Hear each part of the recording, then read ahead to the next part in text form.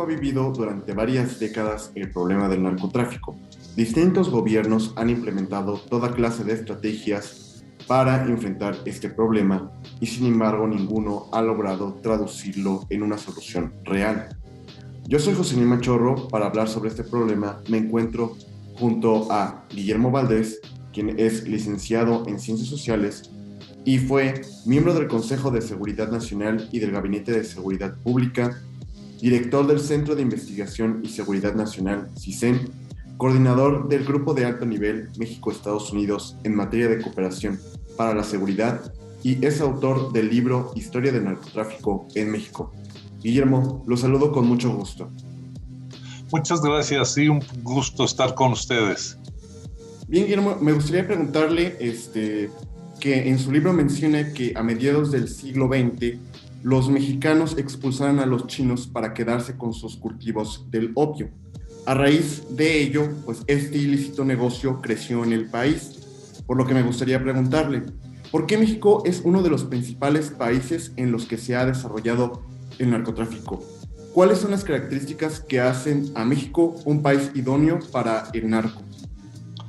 Mira, pues fundamentalmente la variable decisiva, dado que el narcotráfico es un negocio, es un mercado ilegal desde hace más de 100 años, el principal, digamos, motor de este negocio ilegal, pues es la demanda, y México es vecino del principal país consumidor de drogas a nivel mundial. Para que se den una idea, el público, en el caso de la cocaína,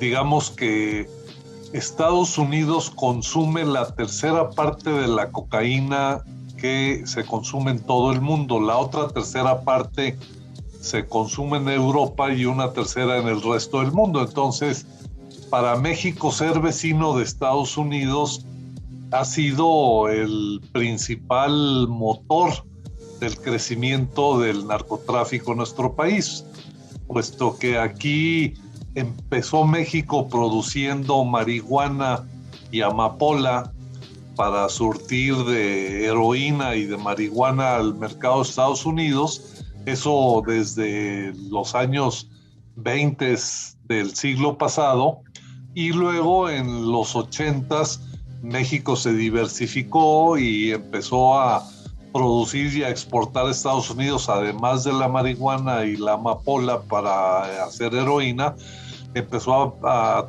traficar la cocaína que se produce en Colombia o en Perú o en Bolivia, y luego también las drogas sintéticas, las metanfetaminas y recientemente el fentanilo. Y todo esto derivado del gran consumo de drogas en Estados Unidos. Entonces, yo creo que ese ha sido uno de los principales motores de que el narcotráfico en México sea pues un negocio próspero y que lleve ya un siglo de estar operando. Como también sabemos, pues parte fundamental de los cárteles de la droga pues es la organización, la logística, los temas operativos, la violencia extrema. Pero nos gustaría saber, porque nos llama pues mucho la atención el alcance y el nivel de poder que tienen, ¿a qué se debe este logro? ¿Es causado por su brillantez, por las personas que dirigen estos grupos, o es provocado por la ineficiencia o la ausencia del Estado mexicano? Yo creo que es una combinación de ambas, porque de hecho el segundo motor del narcotráfico es el que el Estado mexicano no ha, en distintos momentos, pero no ha sabido y no ha podido y no ha querido controlar este negocio. Frenarlo y reducirlo a la mínima expresión que se pueda.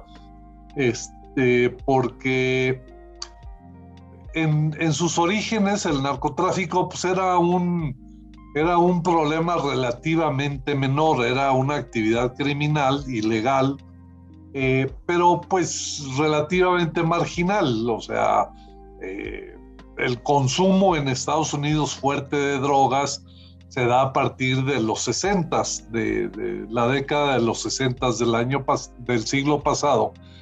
Y entre 1920 y 1960, pues era realmente una actividad que sí era lucrativa para quienes se dedicaban a ella, pero pues no tenía importancia política para el Estado mexicano estar dedicando recursos a perseguir a estas organizaciones criminales que eran marginales.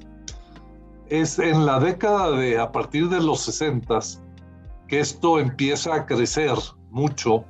En los 60, en los 70, hay que recordar que es la época de pues toda una revolución social, cultural en Estados Unidos, las protestas contra la guerra en Vietnam, la liberación sexual, la revolución de los jóvenes, hubo el boom del consumo de marihuana, etcétera. Y luego en los 80s viene el boom del consumo de cocaína, y entonces es en esta época en que el narcotráfico se hace mucho más presente y más poderoso en México.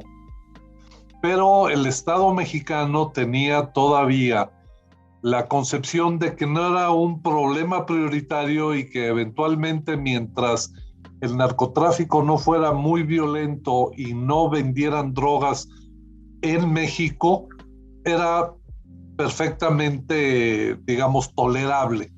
Entonces se le toleró, incluso algunas instituciones del Estado mexicano que, digamos, administraban y controlaban el negocio, se beneficiaban de ellos porque les cobraban derecho de piso a las organizaciones criminales para operar.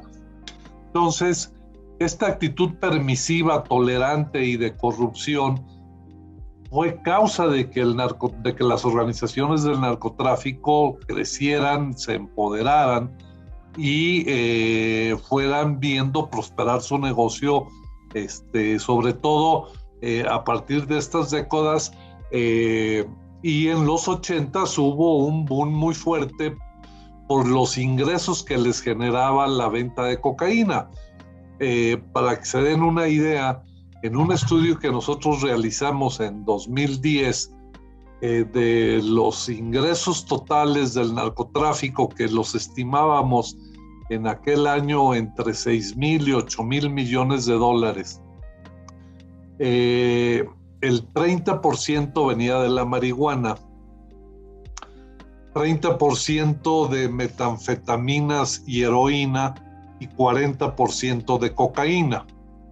Entonces, el hecho de que en México se hubiera involucrado en la venta y en el trasiego de la cocaína, pues casi duplicó el tamaño y el ingreso del negocio de las organizaciones mexicanas. Y en ese sentido también ha sido muy importante que Estados Unidos no ha sabido aplicar las políticas correctas para detener o para controlar el negocio en México, porque, por ejemplo, en los años 80 la cocaína viajaba desde los centros de producción en Colombia hacia Estados Unidos vía la ruta del Caribe, que es a través de las islas del Caribe, y entraba a Estados Unidos por la Florida. En los 80s, el presidente de Estados Unidos en aquel tiempo, Ronald Reagan, le decretó la guerra a las drogas y cerraron esa ruta del Caribe. Y entonces los narcos colombianos, para poder hacer llegar esta droga a Estados Unidos, fue que se aliaron con los cárteles mexicanos y entonces convirtieron a México en la ruta para hacer llegar la cocaína a Estados Unidos. Y esa decisión de cerrar la ruta del Caribe y forzar la entrada de la cocaína vía la frontera sur con México, pues fue la que fortaleció muchísimo a las organizaciones mexicanas, puesto que les dio ese poder enorme económico de poder hacer llegar a Estados Unidos alrededor del 90% de la cocaína que consumen. Entonces, entre regresando a tu pregunta de qué otros factores han provocado esta expansión y fortalecimiento del narcotráfico, es la permisividad, la corrupción y la debilidad del Estado mexicano para perseguir a las organizaciones, y por otro lado, ciertas decisiones de política de Estados Unidos que también han contribuido a la expansión y al fortalecimiento de los carteles de la droga mexicanos. Pero ¿estaría considerando o no consideraría más bien que México es un estado fallido por no poder lograr aún contener pues este problema? Y más aún si tenemos en consideración que, bueno, pues como dice, han adquirido tal grado de poder que interfieren en la vida política y democrática del país. Lo hemos visto recientemente, y de hecho las cifras lo corroboran, que 48 ediles en lo que va de sexenio pues han fallecido. Y además de que pues la Oficina de Dirección Nacional de Inteligencia de los Estados Unidos ha señalado que pues el narcotráfico interfiere en las elecciones. Por eso le pregunto, ¿México es un estado fallido? ¿Y por qué los grupos del narcotráfico han obtenido esta fuerza a tal grado pues de que intervienen en la vida democrática y política del país? Mira, yo creo que no estamos hablando de un estado fallido, ciertamente, ¿no? O sea, sí se puede hablar de que hay una ausencia de Estado y una debilidad del Estado en muchas regiones del país. Pero de ahí a decir que el Estado mexicano es fallido frente a esto, yo creo que hay un gran salto que no es posible sostener. Digo, porque el Estado mexicano es mucho más poderoso, mucho más fuerte que las organizaciones criminales, a pesar de que éstas tengan ingresos millonarios en dólares cada año. Digo, estamos hablando de menos del 1% del PIB que ganan estas empresas. O sea, la economía está lejísimos de estar narcotizada. Y ciertamente, bueno, o sea, dicho de que no es el Estado mexicano un Estado fallido, esto no le resta validez aparte de tu pregunta en términos de que sí han vuelto fallido al Estado en algunas regiones. Y o sea, los narcotraficantes no son invisibles, operan en el terreno y ellos logran capturar a la parte más débil de las instituciones del Estado mexicano, que son los ayuntamientos, las presidencias municipales, los municipios. Y sí, hay muchos municipios tomados por las organizaciones criminales en donde las capacidades de esa institución, de los ayuntamientos, es muy débil frente a la fuerza militar de las organizaciones criminales. Entonces, en ese sentido, sí hemos tenido un proceso muy complejo, porque parte del problema que hemos tenido en México, de que empieza la lucha para controlar este problema en la época del presidente Felipe Calderón, ahora que han transcurrido 15 años, el presidente Calderón trató de que con la estrategia del Estado mexicano de recuperar esos territorios para el Estado mexicano, arrancárselos.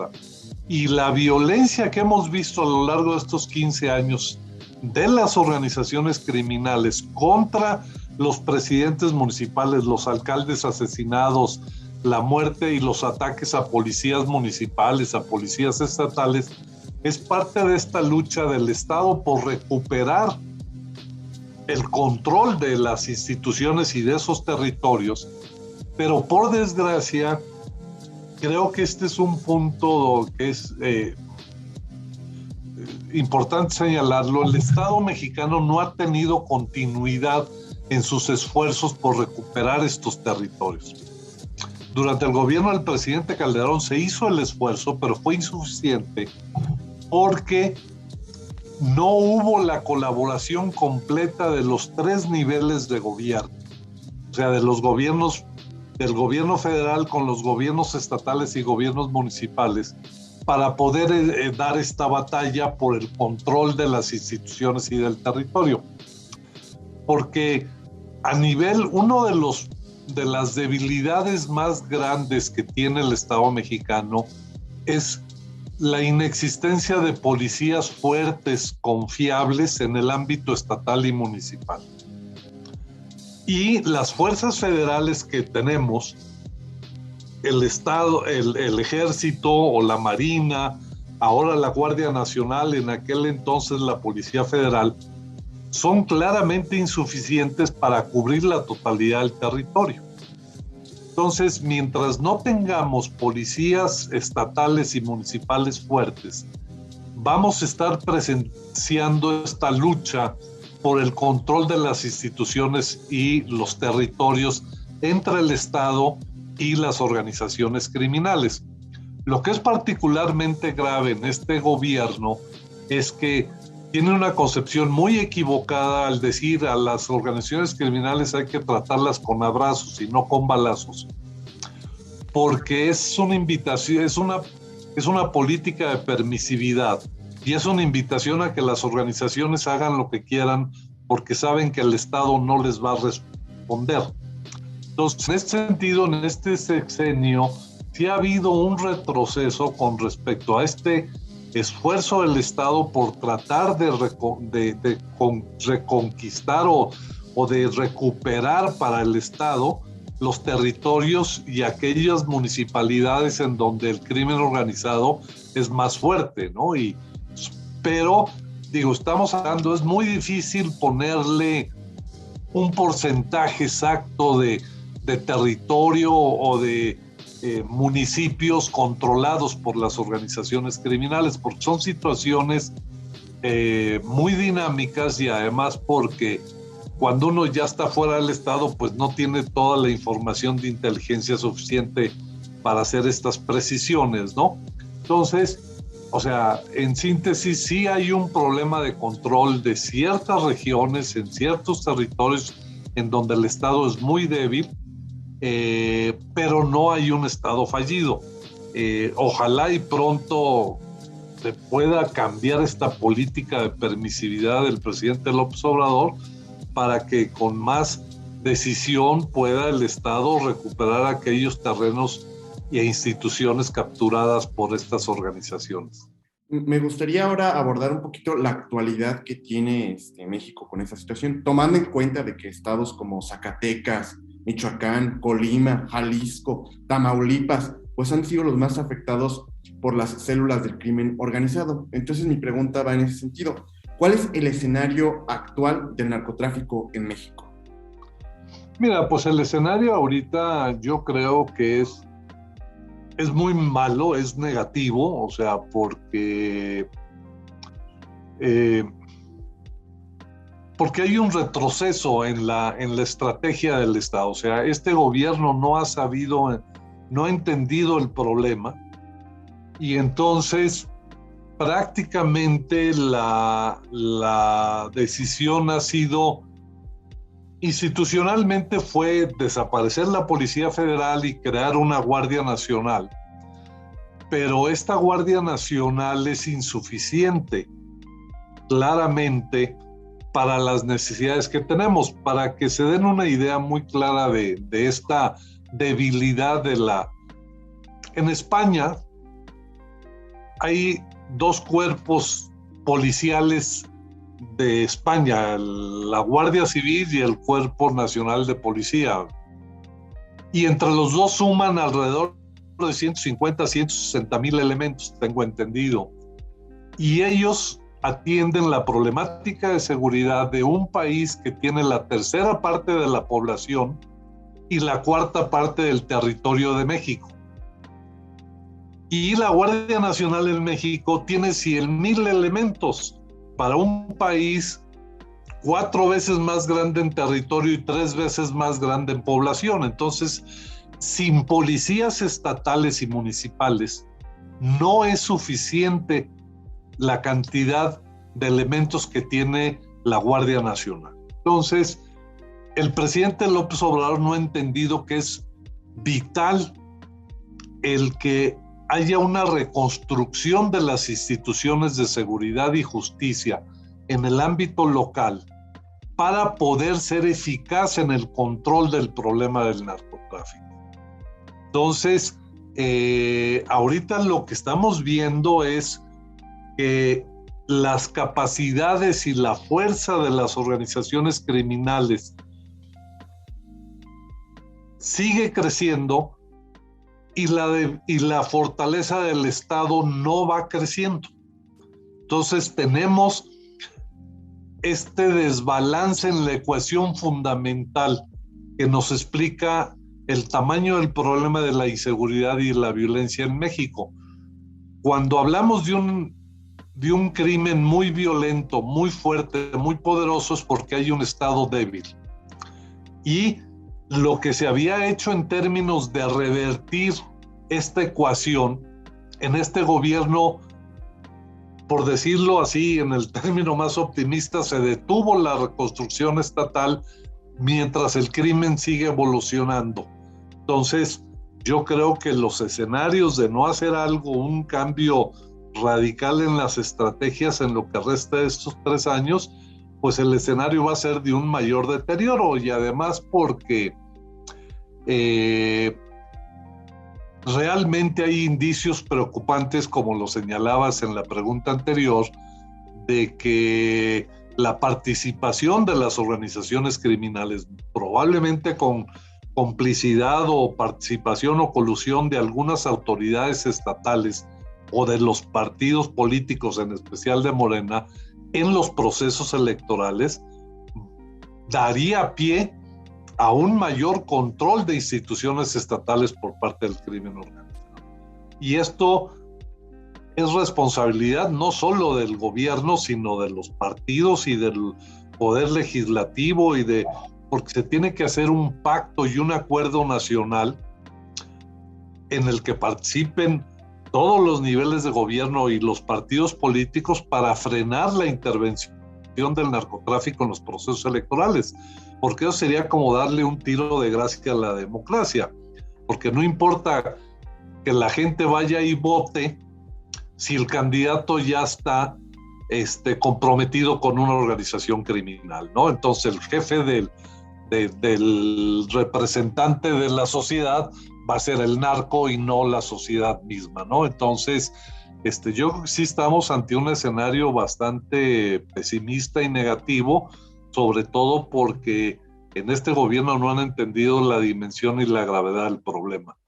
Bueno, como ya mencionaba, pues se ha visto estrategias desde la guerra contra el narco, se mantuvo esa estrategia, por así decirlo, en el siguiente sexenio, y ahora pues estamos viendo la estrategia de abrazos no balazos, y sin embargo ninguna de estas realmente ha tenido pues resultados positivos del todo, o al menos que transmitan seguridad, por lo que yo le pregunto, ¿cuál debe o cómo debe de ser una estrategia de seguridad del gobierno de México?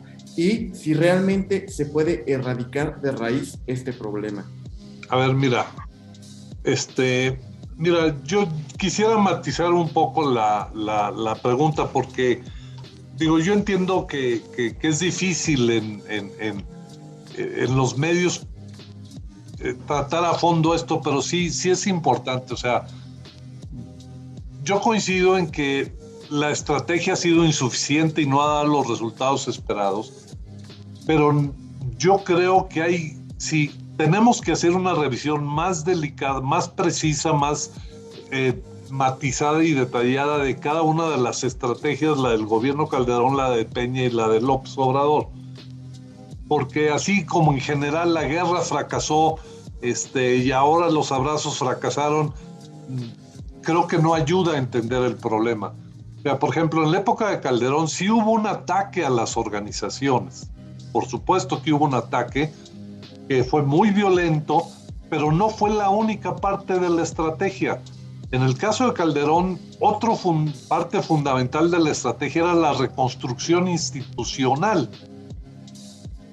Fue cuando se empezó a trabajar y a desarrollar la Policía Federal, se fortalecieron las áreas de inteligencia, se hicieron acuerdos con los estados para la reconstrucción de las policías, en fin, hubo más allá que lo de la guerra De hecho, Calderón dejó la violencia con una tendencia hacia la baja, que empezó en 2011 y se continuó hasta 2014. Es a raíz del 2015 que el gobierno de Peña se retira, que vuelve a subir la violencia. Entonces, por ejemplo, entre 2011 y 2014 disminuyó la violencia. Ya hay que hacer estudios y análisis de por qué bajó en esos 3 años para poder rescatar experiencias positivas de reducción, ¿no? Entonces, hay que hacer estos matices para poder plantearnos unas estrategias correctas. Yo creo que la principal estrategia que tenemos que plantear de hoy en adelante es la que estaba planteada en 2007, que es hay que reconstruir las instituciones de seguridad y justicia. Y una vez que tengamos policías y ministerios públicos y cárceles y jueces honestos, confiables, suficientes, habrá que también tener políticas muy específicas por estado y por tipo de delito y por tipo de situación de violencia, políticas de intervención para reducir la violencia. Por ejemplo, en los estados que mencionabas donde se están peleando los carteles de la droga más fuerte, en Jalisco, en Zacatecas, en Tamaulipas, en Baja California o en Chihuahua, pues necesitas estrategias específicas para el tipo de enfrentamiento que están haciendo. Hay otros lugares, por ejemplo, que el robo de combustibles, que es otro mercado ilegal que están explotando, pues requiere otras estrategias, porque además allí hay una base social muy fuerte que hay que resolver de otra manera. Entonces, se requiere en términos generales una política de reconstrucción de policías, de ministerios, de instituciones de seguridad y justicia, con políticas de combate a las organizaciones criminales y a los tipos de violencia e inseguridad muy específicos a cada región y a cada tipo de delito, acompañada de una serie de políticas preventivas que tienen mucho que ver con el componente social, de resolución de problemas, desde hasta cuestiones familiares, de familias rotas, que provocan que los hijos se vayan de sicarios, de consumo de adicciones, etcétera. Entonces yo vería es por lo menos estos 3 componentes: el fortalecimiento institucional, las políticas de desarticulación de organizaciones criminales y reducción de violencia adaptados a estrategias, a regiones y a delitos específicos, y unas políticas preventivas muy eficaces. Debería de caminar por ahí, junto con un tema que es importantísimo, que es la colaboración regional con Estados Unidos, con Centroamérica y con Colombia, porque en cuanto al mercado del narcotráfico, que es uno de los problemas, pues es un problema regional y no lo podemos resolver México solo, sin reducir violencia, el consumo en Estados Unidos, sin resolver el problema del tráfico de armas de Estados Unidos, sin resolver el problema del lavado de dinero o las rutas de comercialización que vienen de América del Sur.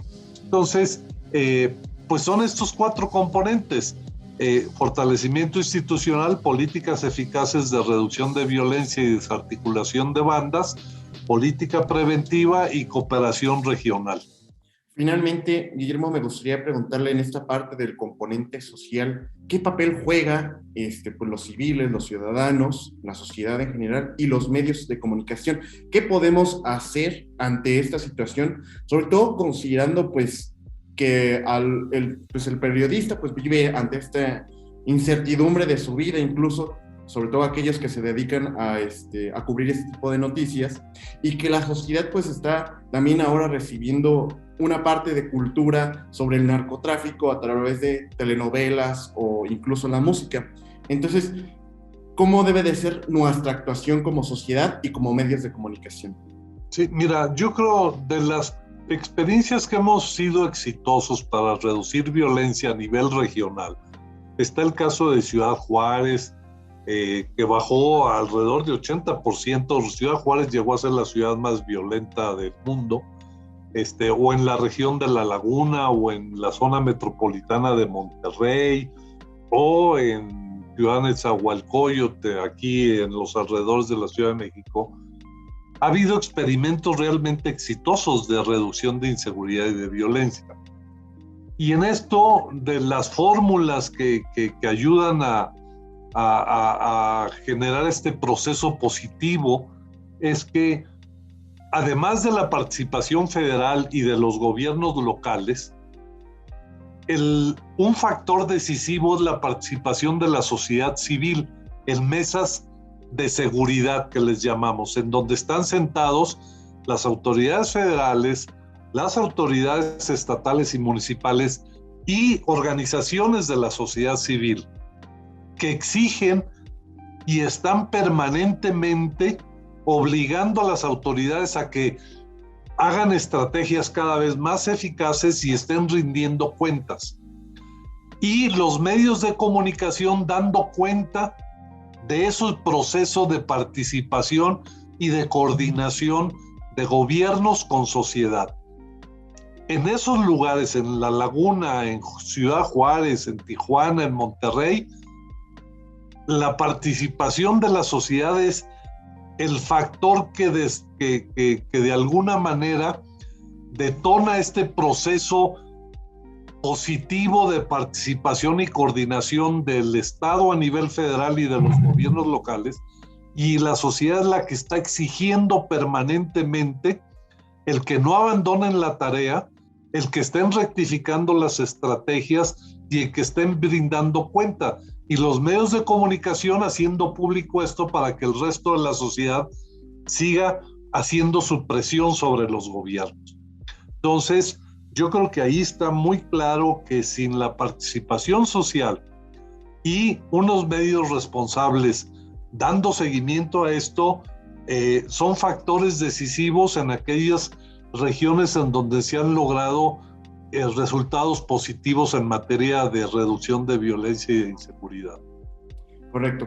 Pues muchas gracias, Guillermo, por su tiempo y por haber aceptado realizar esta entrevista.